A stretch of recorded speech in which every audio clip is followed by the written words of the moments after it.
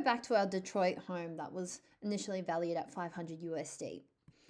So Detroit is located in Michigan and also within the region known as the Rust Belt, and that essentially means the area that was dominated by the manufacturing industry. So there's Detroit. Another physical geographic characteristic to note is that it was over 370 kilometers squared, so a really vast land area. That meant that the jobs, housing, everything was really spread out and therefore high cost to maintain. So Detroit relied on the big three motor companies that made Detroit the manufacturing capital. These included General Motors, Ford, and Chrysler. Between 1900 and 1950, Detroit prospered because of these three car companies. You can see here when they were founded, and the population boomed as a result. The population rose from 300,000 in 1900 to 1.8 million in 1950. Present day in 2025, the population continues to decline at just under 633,000 in 2025. President Franklin D. Roosevelt made this speech that was heard over the radio and referenced the arsenal of democracy. Between 1940 and 1945, the car manufacturing or the automobile industry underwent rapid transition in order to handle the production of weapons and vehicles of war. So they ceased production of vehicles for civilian use, and there were large auto factories, pharmaceutical manufacturers, boat builders, and people began to manufacture Jeeps, M3 and M4 tanks, bombers, airplane assemblies, artillery guns, helmets, drugs, electronics, and so forth. Also, during this time between the 1900s to 1950, there was a large increase of African American people migrating from the South up to the Rust Belt in order to seek job opportunities in the manufacturing industry. And so there was large-scale migration for job opportunities. Post-World War II, there was reduced demand for weapons and artillery. As you can see here, there was an oil crisis, which meant that people needed more fuel-efficient cars. The US motor companies struggled to provide this.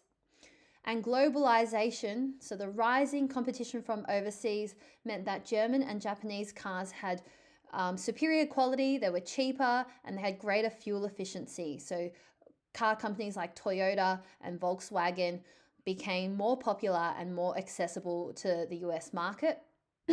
Combined with this, the high labor and pension costs to manufacture in Detroit led to production shifting to the southern US states with weaker labor unions, cheaper labor, as well as to Mexico and overseas where production costs were lower. And so that led to mass unemployment in Detroit as factories closed down. In 1970s and beyond, further on, there was more technological advancement. Automation in car manufacturing removed the need for assembly lines. There were assembly robots that were able to replace them. So GM, General Motors, Ford, Chrysler lost market share, especially during the oil crisis. And by 2008, the global financial crisis, the year after that, Detroit sort of filed for bankruptcy after that. All right, so what else? This led to, as you can see, depopulation, loss of tax base as a result, rising crime, and urban decay. Without tax revenue, the city couldn't support modern industry without reinvestment, and that was never able to occur over this period of time. With the mass migration of African American people to Detroit to work in industries that were traditionally, employed white people, there was a lot of redlining. There was racial segregation, and black neighborhoods were a lot lower in value. So here are some of the things that we've just discussed. And you can see here the employment in manufacturing rapidly declined from 2000 onwards. And then 1/3 of buildings at one point in Detroit, or 1/3 of the land, was basically vacant.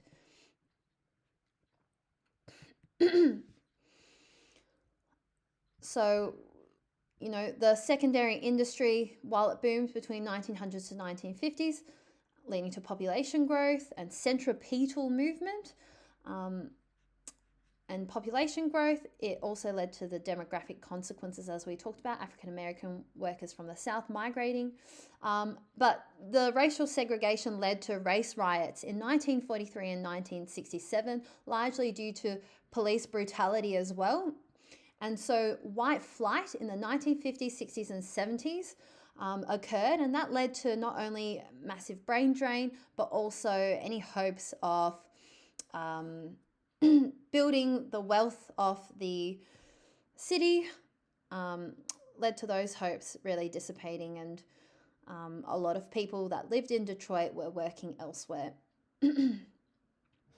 By 2017, 81.6% of residents were African American. There was also an aging population, lots of young people moving out, people within the economically active age bracket. And so again, this is putting a lot of pressure on the city to support its elderly people in aged care and pensions. And so there's a high demand for tax revenue to support these welfare costs. The social and economic consequences: a lot of Detroit's residents are living in poverty, have low education. So a lot of the work that Detroit basically completely relied on its car manufacturing industry. They never diversified, and as a result, a lot of the population lacked tertiary qualifications, in fact 80%. Now it's a little bit lower. There's about 50% that have tertiary qualifications. So this over-reliance on the automotive industry led to Detroit filing for bankruptcy. Unemployment reached 30% in 2013, and so it led to really high crime rates. So this is where we look at the cycle of urban decline again and seeing where it was relevant to this particular case study. All right, so going back to the properties and residencies, homes in Detroit in 2012, some of them were valued as low as $7,500 US. 5 properties listed for $1. A lot of these abandoned houses would have cost thousands of dollars to repair. But do have a read through the course companion in your textbook course companion, because it goes through a lot more on how, metals like copper were basically people scavenged and removed these from people's houses so that they could sell it. Let's keep going. So other social economic consequences, you can read through those. But also consider a more nuanced perspective and think about, well, what were some of the positive consequences of deindustrialization? Well, the low costs, for example, the government listed homes for such a low price to encourage investors and encourage redevelopment of these residential areas. And we are seeing today the revitalization of some of, in particular, downtown Detroit. Also, tech and innovation We're seeing more offices with tertiary industries. Tech scene booming in the US largest black majority city with foreign investment and a recent population boost. That's one article. There's a video here you can watch later on. So here's some more information. Diversifying downtown uses, the development of the Monroe Street Midway, transformation of vacant blocks, turning it into active public spaces. Here are some other examples. All right. There's a question here. Now, don't worry about completing this one before the beginning of next week. You'll have a bit more time to work on this. But examine the socioeconomic stresses resulting from deindustrialization in one or more urban areas. So consider both sides and the positive consequences. For example, urban renewal, innovation, but also gentrification, while it has some positive impacts in encouraging more centripetal movement, urban growth and renewal, it can also lead to negative consequences, driving out locals that are now outpriced, forced displacement for redevelopment, rising wealth inequality. That's a big economic consequence. And you can consider some of the other urban areas that are in your textbook as well. This is from the Harvard College article. This idea of foreclosures, people being forced to leave as they're unable to pay their mortgages, or vacant blocks leading to cheap land grabs, development of new property, development into a high valued property, and high taxes, sort of leading to this cycle. So this idea of a cycle of gentrification.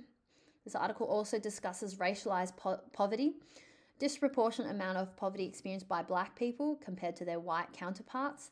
The gentrification in Midtown and downtown has led to displacement and decrease in black residents there.